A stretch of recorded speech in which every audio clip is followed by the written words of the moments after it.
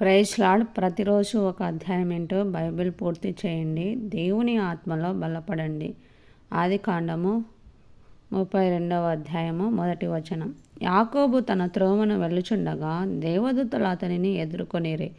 యాకోబు వారిని చూచి, ఇది దేవుని సేన అని చెప్పి ఆ చోటికి మహనాయిము అను పేరు పెట్టాను. యాకోబు ఏదోము దేశమున అనగా షెయీరు దేశముననున్న తన సహోదరుడైన ఏశావునొద్దకు దూతలను తనకు ముందుగా పంపి, మీరు నా ప్రభు అయిన ఏశావుతో, ఇంతవరకు నేను లాబానునొద్ద నివసించి ఉంటిని. నాకు పశువులు, గాడిదలు, మందలు, దాసదాసి జనమును కలరు. నీ కటాక్షము నా యందు కలుగునట్లుగా నా ప్రభు నాకిది తెలియజేయు నంపితినని నీ సేవకుడైన యాకోబు అనేనని చెప్పుడని వారి ఆజ్ఞాపించెను. ఆ దూతలు యాకోబునొద్దకు తిరిగి వచ్చి, మేము నీ సహోదరుడైన ఏశావునొద్దకు వెళ్ళితిమి. అతడు 400 మందితో నిన్ను ఎదుర్కొన వచ్చుచున్నాడని చెప్పగా, యాకోబు మిక్కిలి భయపడి తొందరపడి ఏశావు ఒక గుంపు మీదికి వచ్చి దాన్ని హతము చేసినెడల మిగిలిన గుంపు తప్పించుకొని పోవుననుకొని తనతోనున్న జనులను, మందలను, పశువులను, ఒంటెలను 2 గుంపులుగా విభాగించెను. అప్పుడు యాకోబు, నా తండ్రి అయిన అబ్రహాము దేవా, నా తండ్రి అయిన ఇస్సాకు దేవా, నీ దేశమునకు నీ బంధువుల యొద్దకు తిరిగి వెళ్ళుము. నీకు మేలు చేసేదనని నాతో చెప్పిన యెహోవా, నీవు నీ సేవకునికి చేసిన సమస్తమైన ఉపకారములను, సమస్త సత్యములను ఆ పాత్రుడను. ఎట్లనగా నా చేతి కర్రతో మాత్రమే ఈ యోర్దాను దాటి తిని, ఇప్పుడు నేను 2 గుంపులైతిని. నా సహోదరుడైన ఏశావు చేతి నుండి దయచేసి నన్ను తప్పించుము. అతడు వచ్చి పిల్లలలో తల్లిని నన్ను చంపునేమో అని అతనికి భయపడుచున్నాను. నేను నీకు తోడై నిశ్చయముగా మేలు చేయుచు విస్తారమగుట వలన లెక్కింపలేని సముద్రపు ఇసుక వలె నీ సంతానమును విస్తరింపజేయునని సెలవిచ్చితివే అనెను.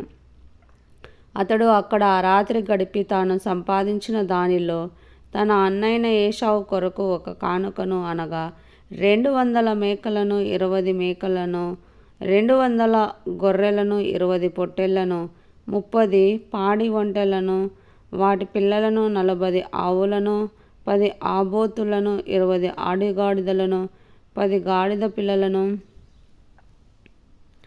తీసుకొని మందను వేరువేరుగా తన దాసుల చేతికి అప్పగించి, మీరు మందకు నడుమ ఎడముంచి నాకంటే ముందుగా సాగిపోండని తన దాసులతో చెప్పెను. మరియు వారిలో మొదటివానితో, నా సహోదరుడైన ఏశావు నిన్ను ఎదుర్కొని, నీవెవరి వాడవు, ఎక్కడికి వెళ్ళుచున్నావు, నీ ముందరనున్నవి ఎవరివని నిన్నడిగినెడలా, నీవు ఇవి నీ సేవకుడైన యాకోబువి, ఇది నా ప్రభు అయిన ఏశావు కొరకు పంపబడిన కానుక, అదిగో అతడు మా వెనుక వచ్చుచున్నాడని చెప్పుమని ఆజ్ఞాపించెను. అట్లా అతడు, నేను ముందుగా పంపుచున్న కానుకల వలన అతని సమాధానపరిచి తర్వాత నేను అతని ముఖము చూచెదను. అప్పుడు అతడు, ఒకవేళ నన్ను కటాక్షించననుకొని మీరు ఏశావును చూచినప్పుడు ఆ చొప్పున అతనితో చెప్పవలననియు, మీరు ఇదిగో నీ సేవకుడైన యాకోబు మా వెనుక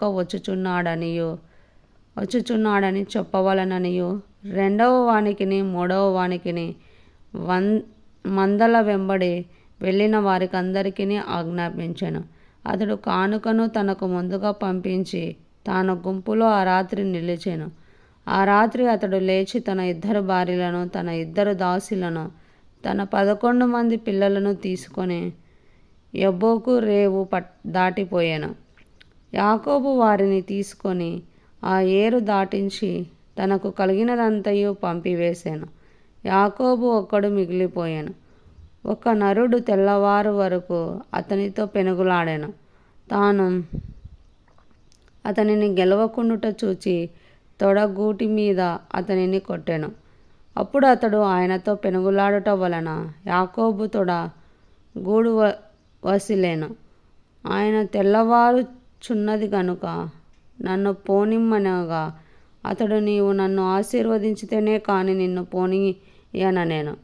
ఆయన, నీ పేరేమని అడగగా అతడు యాకోబు అని చెప్పాను. అప్పుడు ఆయన, నీవు దేవునితోనూ మనుషులతోనూ పోరాడి గెలిచితివి కనుక ఇక మీదట నీ పేరు ఇశ్రాయేలే కానీ యాకోబు అనబడదని చెప్పాను. అప్పుడు యాకోబు, నీ పేరు దయచేసి తెలుపుమనెను. అందుకు ఆయన, నీవు ఎందు నిమిత్తము నా పేరు అడిగితివని చెప్పి అక్కడ అతనిని ఆశీర్వదించాను. యాకోబు, నేను ముఖాముఖిగా దేవుని చూచి తిని అయినను నా ప్రాణము దక్కినదని ఆ స్థలమునకు పెనుయేలు అను పేరు పెట్టాను. అతడు పెనుయేలు నుండి సాగిపోయినప్పుడు సూర్యోదయమాయెను. అప్పుడు అతడు తొడకుంటుచు నడిచెను. అందుచేత ఆయన యాకోబు తొడ గూటి మీది తుంటినరము కొట్టినందున నేటి వరకు ఇశ్రాయేలు తొడ గూటి మీదనున్న తుంటినరము తినరు. దేవుడి వాక్యం ఆశీర్వదించునుగాక. ఆమేన్.